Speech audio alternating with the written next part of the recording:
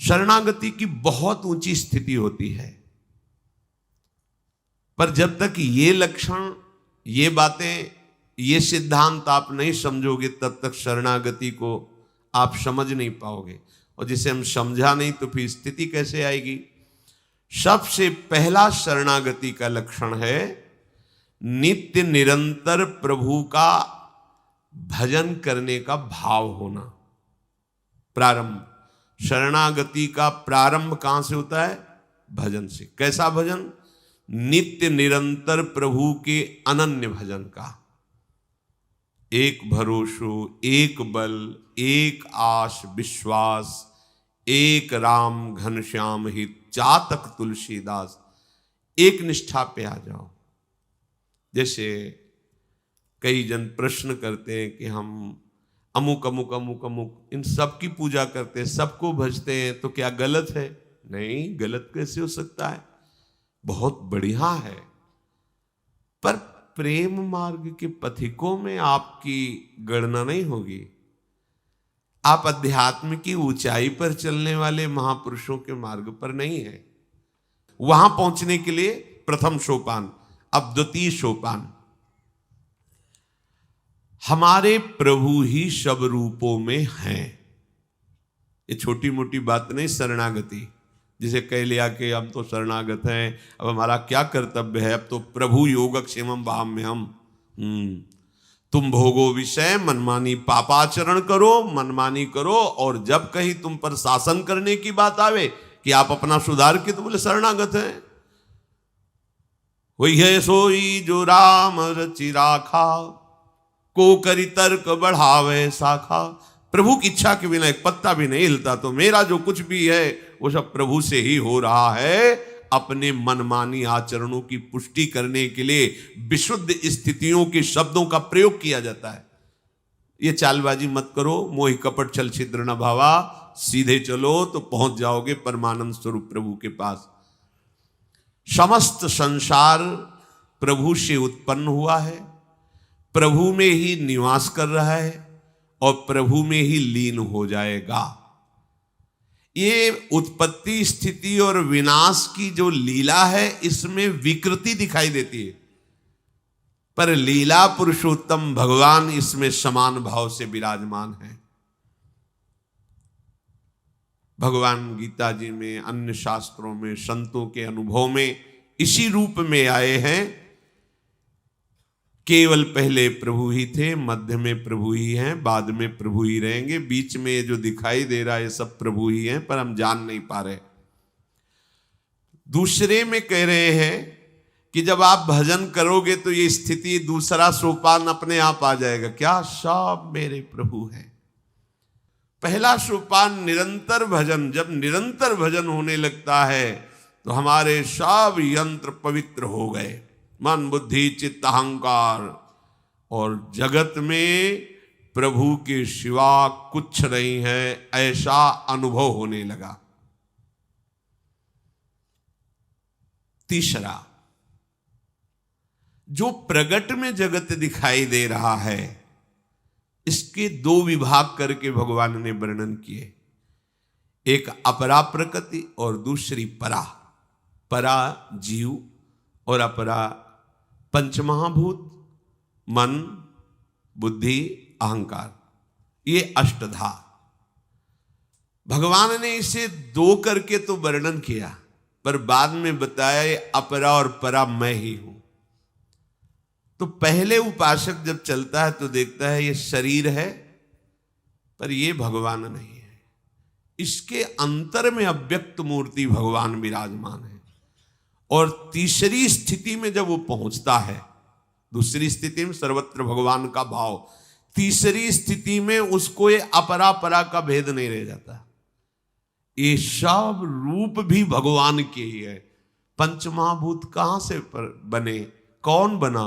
प्रभु ही तो बने ना। जैसे पीछे आपने सुना श्री भगवान ने कहा सत भी मैं हूं और असत भी मैं ही हूं।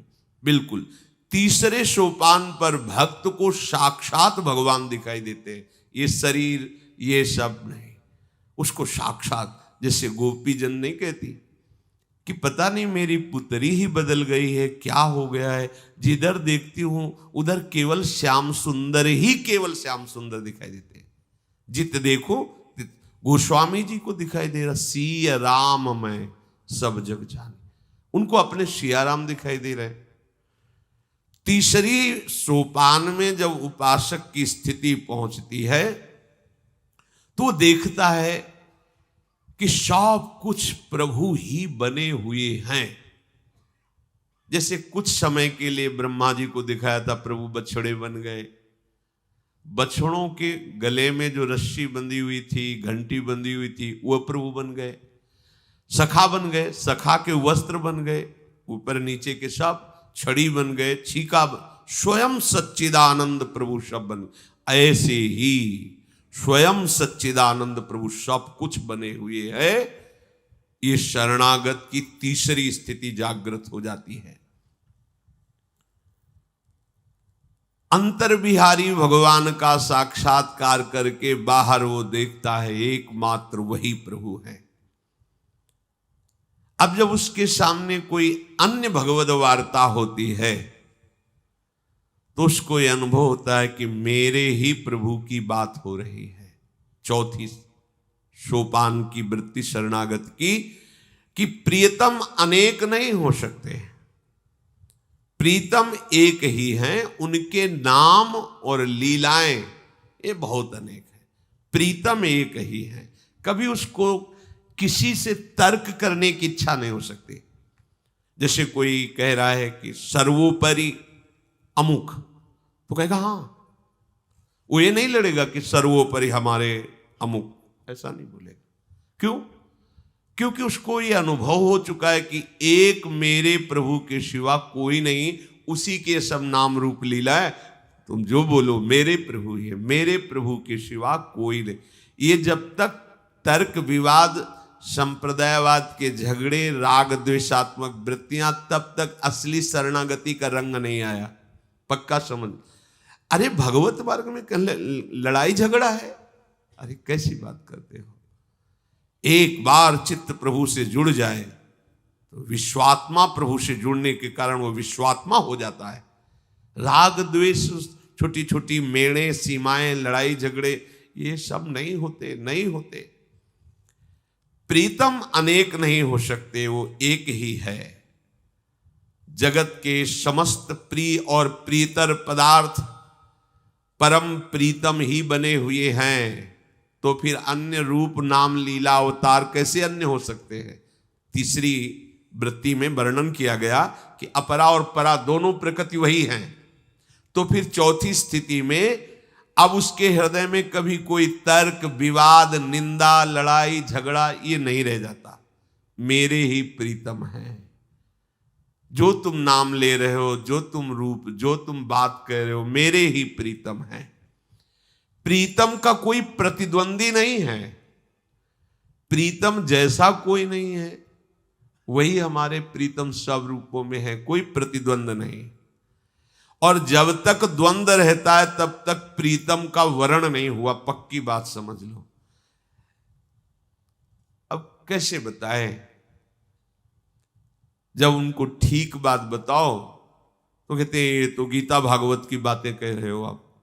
भाई बात समझो, अगर तुम्हारे हृदय में किसी के प्रति इतना द्वेष है, किसी संप्रदाय के प्रति, कैसी कुछ बातें ऐसी होती कि दिमाग ही नहीं काम करता। अरे वो राम भजे, शिव भजे, हरि बोले, कृष्ण बोले, माँ बोले, पिता बोले, कुछ भी बोले, वो मेरे प्रभु को प्यार करने वाला है और मैं उससे द्वेष से नफरत का व्यवहार करूं, ये कैसे हो सकता है? ये कैसे हो सकता है? हमारे ठाकुर बड़े, तुम्हारे ठाकुर छोटे, हमारी उपासना बड़ी, तुम्हारी उपासना छोटी, अब दोनों लड़ रहे हैं। ठाकुर जी मुस्कुरा रहे, कह रहे बाबरे मैं ही तो हूं सब भेषों में, सब देशों में, सब रूपों में। ये जब तक लड़ाई झगड़ा, नफरत, घृणा, द्वेष और ये वाद विवाद है, तब तक उपासक किसी भी उपासना का नहीं है, वो वासना का है, अपने अहंकार का पोषण कर रहा है, अहंकार को थोप करके संप्रदायवाद में झगड़ा कर रहा है। ये आचार्य महापुरुषों की, कोई भी आचार्य महापुरुष की वाणी पढ़ के देख लो आप, कहीं कोई राग द्वेष झगड़े की बात हो तो हमें आप बताना आके। अरे आचार्य अपनी वाणी में जब बोलते हैं तो लगता है धिक्कार है हमारे जीवन को कि हम अपने को संत और भक्त कह रहे हैं। आचार्य क्या बोल रहे हैं? क्वाहम तुच्छः परम अधमः प्राण्य हो गर्ह कर्मा यत्तन्नाम स्फुरति महिमा हरेश वृंदावनस्य। ये जो राधा नाम मेरे हृदय में स्फुरित हो रहा है, ये तो केवल वृंदावन की कृपा है, नहीं तो कहां मैं तुच्छ परम अधम अपराध करने वाला। आचार्य चरण बोल रहे हैं। झगड़ा? पूरी वाणी उठा के देख लो, किसी भी महापुरुष की वाणी उठा के देख लो। ये हम लोग जो अहंकार की धरा पे हैं, यही झगड़ा झमेला है, यही राग द्वेष है। शरणागत की चौथी भूमिका में उपासक को यह अनुभव हो जाता है कि मेरे ही प्रीतम का सब कुछ, कोई भी कोई नाम रूप लीला धाम बोले, कहीं भी छुटाई बड़ाई नहीं, कहीं भी लड़ाई झगड़ा नहीं। अगर द्वंद्व है तो अभी उसने शरणागति के सोपान पर कदम ही नहीं रखा, केवल बाहरी व्यवहार से झगड़ रहा है। आप सच्ची देखो, अच्छा कोई भी संत भजन करते दिखाई दे या कोई भी, तो कैसा लगता है जब उसको देख, एकांतिक स्थिति में अचानक दृष्टि गई, एकांत में बैठा है और नाम जप कर रहा है, तो ऐसा लगता है कि जहां बैठा है इसकी चरण रज लेके माथे, कभी इससे बात करने को मिले, कभी कृपा करें हमारे इष्ट में हमारी ऐसी प्रीति हो जैसे इनको अपने इष्ट के नाम रूप में। ये भाव आते हैं। नाम जापक को देखकर हृदय में ऐसा लगे क्या सेवा कर दूं, क्या मतलब कैसे सुख पहुंचाऊं, तो समझो आप शरणागत हो। और जब किसी संत को देख, कौन से संप्रदाय, अच्छा निंदा, वो कोई साधक नहीं, कोई संप्रदाय का नहीं, वो अहंकार की केवल धरा पर बात कर रहा है, कोई साधना नहीं, वो अज्ञान की अविद्या की धरा पर, अध्यात्म मार्ग का पथिक है ही नहीं, चाहे जो भेष रख। झगड़ा झमेला निंदा स्तुति तर्क वाद विवाद, ये अध्यात्म में नहीं। जो भगवत प्राप्ति करना चाहता है, भगवत प्रेम में डूबना चाहता है, वो भुक्ति मुक्ति अनुरक्ति विरक्ति इन सबसे नाता तोड़कर प्रभु से आसक्ति करता है। क्या वैराग्य है, क्या मोक्ष है, क्या प्रणाम। कोई समझे या न समझे, सबसे हमारी समझ भली, ठाकुर नंद किशोर हमारे ठकुराइन वृषभान लगी। क्या तत्व है, क्या परम तत्व है, क्या वैराग्य है, भगवान जाने। हम तो इतना जानते हैं कि हमारे जानने में हमारे श्यामा श्याम है, बस। ये बात शरणागति की। जो प्रभु का शरणागत है, उससे जैसे कोई कहे कि कोई तुम्हारी स्थिति नहीं, कोई तुम्हारा भजन ठीक नहीं, वो सही मानेगा, सही मानेगा, हाँ ऐसा ही है, और रोने लगेगा। अब आप कृपा कर दो ना, प्रभु से प्रार्थना, देखो आप भी करो, प्रभु से प्रार्थना करो कि मुझ जैसे नीच को स्वीकार करके सच्चा भजन दे दे आपके चरण रज माथे। आप करो। ये है शरणागति की भाषा। हम सही भजनानंदी, तुम संत हो, उठा के पटक दिए, लड़ाई झगड़ा। ये कहां की दशा, कौन सी भक्ति हो रही, कौन सा सहनशील आशय उदार धीरज सहित विवेकी, झगड़े के कोई काम ही नहीं। बिल्कुल सही मानो, जब तक ये झगड़ा झमेला तर्कवाद विवाद। एक बड़े महापुरुष निम्बार्क संप्रदाय में पूज्य श्री प्रियाचरण बाबा जी वे, वो कह रहे थे कि माया के झगड़े को त्यागना तो मुझे सरल लगता है, लेकिन ये जो सांप्रदायिक झगड़े की वृत्ति आ जाती है, इसको त्यागना बहुत कठिन लगता है। अरे आचार्यों ने मार्ग बनाया है उस भाव में डूबने के लिए, झगड़े के लिए थोड़ी कोई बात। बोले हमारा भाव सर्वश्रेष्ठ है, नहीं भाई, प्रीतम से जो जुड़ा सबका भाव सर्वश्रेष्ठ है। प्रीतम का जो भजन करते हैं सब सर्वश्रेष्ठ है। अच्छा, जैसे दास्य भाव वाला चरणों में दृष्टि रखता है तो किसके, हमारे ही प्रीतम के ना। कांता भाव वाला नेत्रों में दृष्टि रखता है, किसके, हमारे ही प्रीतम के नेत्रों में ना। सखा भाव वाला, जितने भी भाव हैं मेरे ही प्रीतम के तो है ना, तो हर भाव वाला मेरा पूज्य हुआ ना, क्योंकि मेरे प्रीतम से प्यार करते हैं। शरणागत के अंदर ये चौथी बात होनी चाहिए। किसी से लड़ाई झगड़ा, राग द्वेष, ऊंचा नीचा, घृणा नफरत बिल्कुल नहीं रह जाती चौथे सोपान पर। क्योंकि नाहिन रहो ही मां ठौर, नंद नंदन अछत कैसे आनिए उरौर, चलत चितवत दिवस जागत, सुपन सोवत रात, हृदय ते वह श्याम मूर्ति छिन न इत उत जात। अब जगह नहीं रह गई लड़ाई झगड़ा सब बात। किससे किससे? सरग न चाहे अपबरग न चाहे, सुनो भुक्ति मुक्ति दो सो विरक्ति उर आने हम, कहे रत्नाकर तिहारे जोग रोग माही, तन मन शासन की सांसती प्रमाणे हम, एक ब्रज चंद कृपा मंद मुस्कान ही में, लोक परलोक को आनंद जी जाने हम, जाके या वियोग दुख हूं में सुख ऐसो कछु, जाय पाई ब्रह्म सुख हूं में दुख माने हम। ये स्वर्ग की, मोक्ष की, भोग की, इनकी तो चाह ही नहीं रह जाती शरणागत के हृदय में। लाल जो मंद मंद मुस्कुरा रहे, प्रिया जो मुस्कुरा रहे, बलिहार है, सब जीवन को बलिहार है। सखिया प्राणों को न्योछावर करती रहती बार बार। अरे जिनके मिलन की चाह रूपी दुख में इतना सुख है कि वो ब्रह्म में भी सुख नहीं है, फिर उनकी अनुभूति में कितना सुख होगा। पांचवा, अपने प्रभु पर पूर्ण विश्वास। पूर्ण विश्वास। चौथे में ये स्थिति आ जाती है,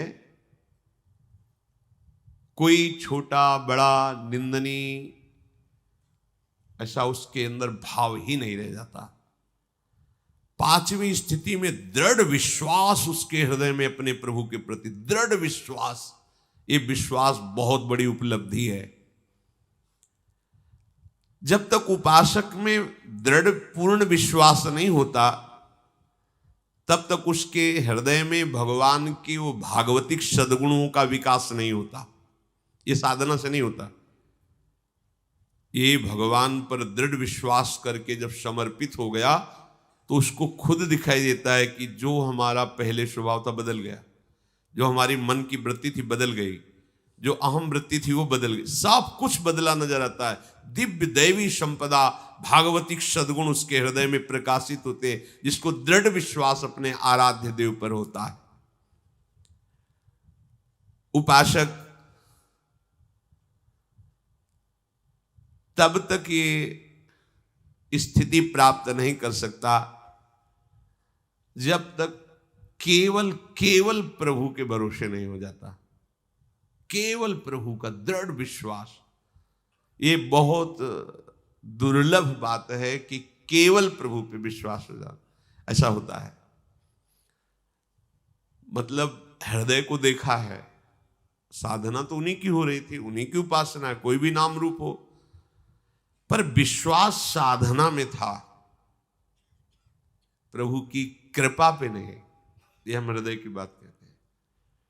हम जो साधन कर रहे हैं, इसके बल से हमें वस्तु की प्राप्ति होगी, ऐसा दृढ़ विश्वास था इसलिए कह रहे धज्जियां उड़ गई उसकी। कृपा से गुरु, कृपा से धाम की कृपा से बात समझ में आई कि जाके बल में सब सो तोरी, लोक वेद कुल का। उसे मैं समझ रहा था कि मैं साधन कर रहा हूं, जब कृपा हुई तो समझ में आया नहीं, जाके बल में सब सो तोरी, लोक वेद कुल कानी, वो बल तो मेरी महारानी श्री राधा रानी। अब बात समझ में आई, वृंदावन धाम की कृपा से, रजरानी की कृपा से। जहां ये दृढ़ विश्वास जगा, तो उसे एक कदम भी चलना नहीं होता इस मार्ग में, एक कदम भी नहीं चलना होता।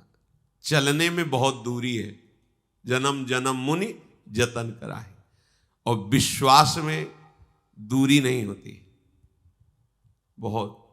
बहिरंतश्च भूतानाम अचरम चरमेव च सूक्ष्मात् तद् विज्ञेयम् दूरस्थम चांतिके च तत्, तुम्हारा क्या विश्वास है? बहुत दूर है, दूर में ही अनुभव आएंगे, भागो। नहीं हो तो चांतिके च तत्, बहुत नजदीक है, नजदीक मिल जाएंगे। इतने नजदीक है अंतर। नहीं हो तो बाहर हरिद्वार जाकर, अमुक जगह जाकर साधना करे, फिर ऐसा वैसे ही मिलेंगे। ये यथा माम प्रपद्यन्ते तास तथैव भजाम्यहम्। शरणागत को कहीं किसी दूरी पर भगवान की अनुभूति का भाव नहीं होता। उसका होता है जहां मैं हूं मेरे प्रीतम है, क्योंकि मेरी सत्ता ही मेरे प्रीतम से है। मेरी सत्ता ही नहीं, प्रीतम ही मेरी सत्ता है। वो अपने प्रभु को किसी प्रमाण या सीमाबद्ध से नहीं जानता। वो अपने हृदय, जैसे मीरा जी कहते जाने मोरी छाती, वो हृदय प्रमाण, श्री हरिवंश प्रमाण मनम। इसलिए कउनी सिद्धि की बिनु विश्वासा, बिनु हरि भजन ना भव भय नाशा। बिनु विश्वास भगति नहीं, तेहि बिनु द्रवहि न राम। राम कृपा बिनु सपने हूँ, जीवन लहे विश्राम। अस विचारि मति धीर, तजि कुतर्क संशय सकल। भजहु राम रघुबीर, करुणा कर सुंदर सुखद। प्रभु पर दृढ़ विश्वास, बिना विश्वास के कोई भी भागवतिक सिद्धि नहीं प्राप्त होती। बिना हरिभजन के इस भव समुद्र से तर जाए कोई, ऐसा संभव नहीं। इसलिए विश्वास करो, मेरे प्रभु हर समय मेरे समीप है। पर पांचवी शरणागत की स्थिति पर पहुंचे हुए उपासक के हृदय में ये दृढ़ विश्वास हो जाता है। छठवां, अपने आराध्य देव के समान कुछ नहीं। अब आप कहेंगे कि पीछे कह दिए कि सत असत सब कुछ भगवान, तो ये अनुभूति अभी बकाया रहेगी क्या? हाँ, ये सब होने पर भी सब ठा मिलबो एक सो ज्ञानी की यह रीति, वो ज्ञान का सोपान, और ये अब प्रेम का सोपान चढ़ रहा है। भजनी सोई विवेक सो करे समुझ के प्रीति, इष्ट मिले और मन मिले, मिले भजन रस रीति। अब यहां द्वैत से अद्वैत, अब द्वैत, ये भावाद्वैत। बहुत ये सूक्ष्म मार्ग बिना गुरु कृपा के समझ में नहीं आता। बोले जब सब जगह वही है तो सबका जूठन प्रसाद पाना, चरणामृत लेना पास बैठकर। बोले नहीं नहीं नहीं, ये केवल भाव से देखेंगे, सब में वही रमा है, खत्म। समता सब संसार में, लेकिन ममता नित्य विहारी विहार में। इसके लिए अभी आ गया, मेरे प्रभु सर्वोपरि। जब प्रभु ही सब रूपों में है तो फिर ये बात आगे बढ़ो तो तुम्हें खुद अनुभव में आ जाएगी। पहले काफी समय तक इसी बात में अंदर प्रश्न खड़ा हो जाता, क्योंकि सर्वात्म भाव की सिद्धि की उपासना थी। सदगुरुदेव भगवान से पहला प्रश्न यही हुआ था कि महाराज जी, हम जिस मार्ग में चल रहे हैं तो उसमें सर्वम खलमिदम ब्रह्म ने नानास्ति किंचन, यही सिद्धि है, यही अनुभूति है। तो इस राधावल्लभी संप्रदाय में इस वेदांत के सूत्र की वृत्ति को कैसे हम उतारें, क्योंकि कोई असत वृत्ति तो है नहीं, और इसकी आराधना की है, इस वृत्ति सत वृत्ति को धारण किया है। अब वो कैसे उतरे इसमें? महाराज जी ने सीधे श्लोक बोला, ये क्रूरापि पापिनो न सताम संभाष्य दृश्यास्ते सर्वान वस्तुतया निरीक्ष। जो तुम सर्वम खलमिदम ब्रह्म सर्वान वस्तुतया निरीक्ष परम स्वाराध्य बुद्धिर्मम, मेरे राधा वल्लभ लाल ही सब रूपों में है। ठीक, तो अब जूठन प्रसाद पाने के लिए क्यों? ऐसा नहीं, जब सब रूपों में, ये कौन बोल रहा है? महाप्रभु बोल रहे हैं ना। और महाप्रभु बोल रहे रसना कटो जो अनरटो। तो आप ये नहीं कह सकते कि क्या ज्ञान नहीं है क्या? वो तो ज्ञान को उपदेश ही कर रहे हैं। सर्वान वस्तुतया जो क्रूर हैं, दुष्ट हैं, पापी, उनमें भी राधा वल्लभ लाल ही विराजमान है, ऐसी मेरी दृढ़मति है। अब ये आया जो छठा सोपान है, सब रूपों में है, ये जान लिया। अब जिस रूप को गुरुदेव ने दिया और उसमें हमारा प्यार हुआ।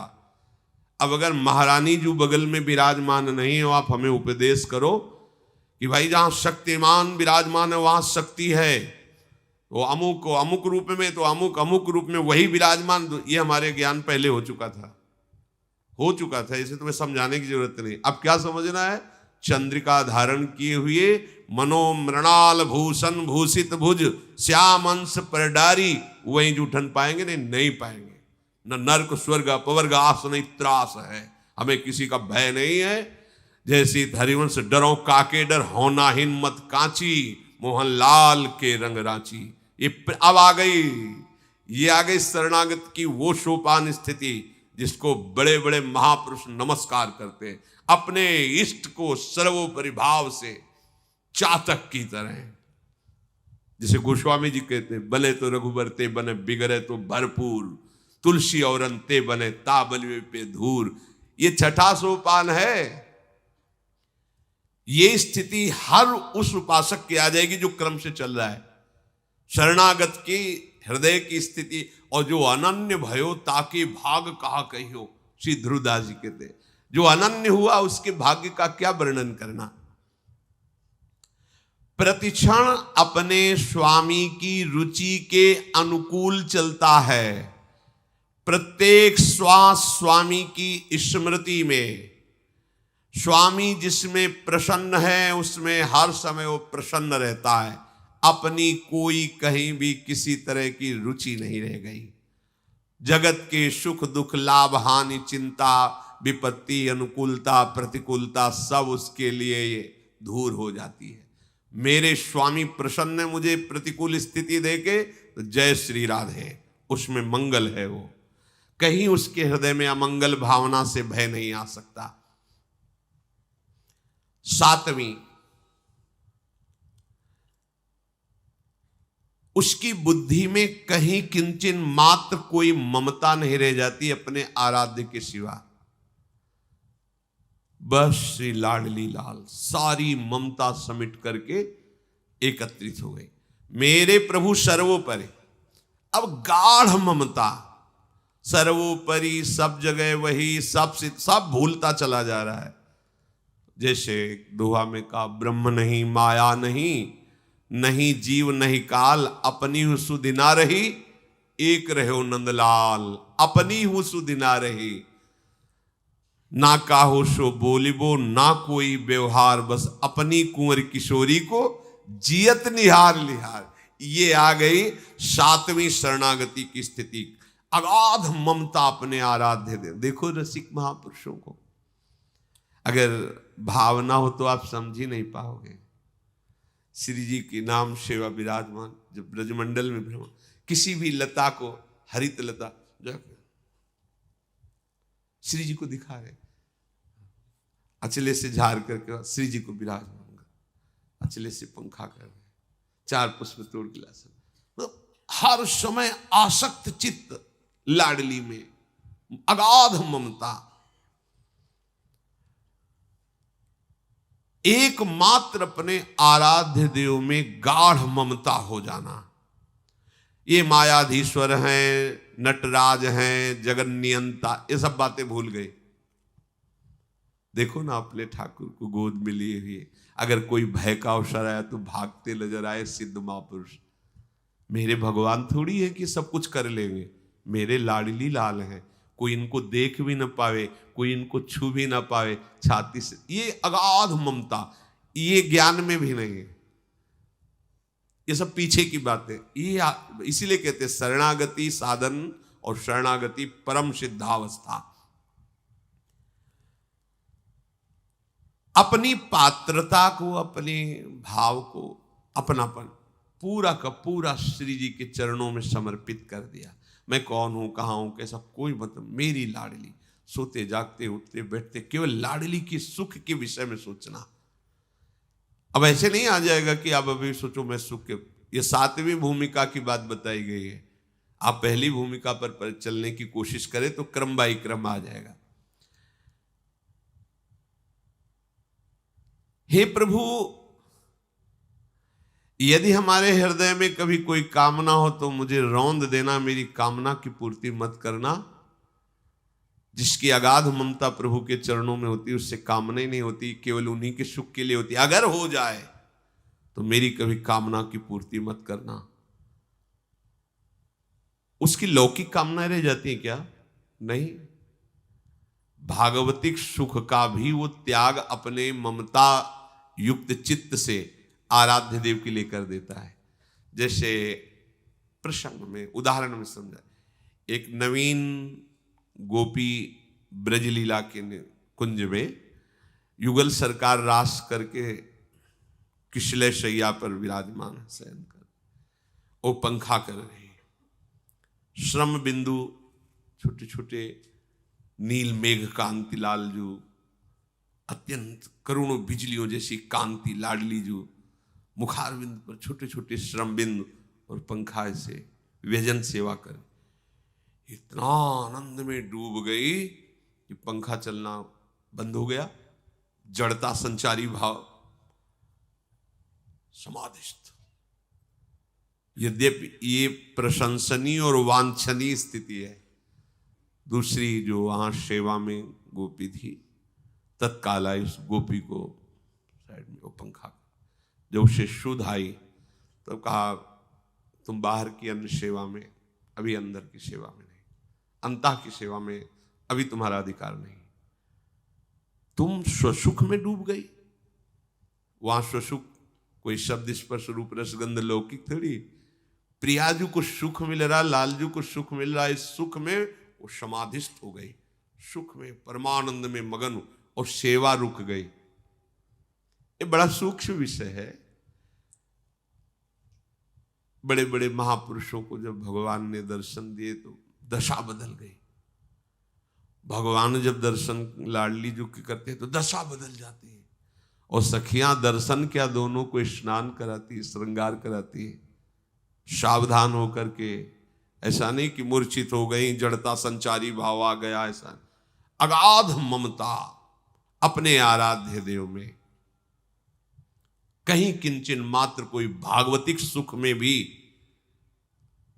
आसक्ति नहीं, उनको सुख प्रदान करने में।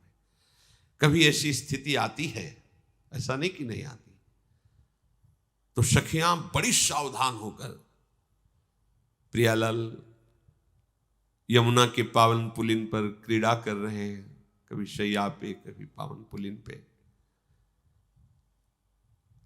जब वो नवनिवृत्त निकुंज में कोमल कोमल कमल दलों की शैया पर हास परिहास कर रहे हैं, अन्य भावों का तो वहां प्रवेश ही नहीं। ये बड़ी महामहिम स्थिति को प्राप्त ललिता आदि सखियां जब निरखती हैं कुंजरंध्रों से, ऐसे महासुख का उनके हृदय में जागरण होता है, कंठ अवरुद्ध हो जाता है, नेत्रों में आंसू आने लगते हैं, पर उनको रोक लेती, बहने नहीं देती। जैसे हरिवंश रसिक ललितादिक लता भवन रंध्रन अवलोकत, अनुपम सुख भर भरित विवस्व आनंदवारी कंठ दृग रोकत, वहीं रोक लिया। ऐसी महामहिम सामर्थ्य केवल इन महापुरुषों में है, जो ललिता विशाखा आदि सहचरियां हैं। दूसरा कोई सी युगल सरकार जिस प्रेम में विह्वल है, वहां सावधान होकर युगल सरकार को दुलार करती। अगाध ममता प्यारी जू के चरणों में। शेष जो कुछ लक्षण है आगे बढ़ना। श्री राधा वल्लभ लाल।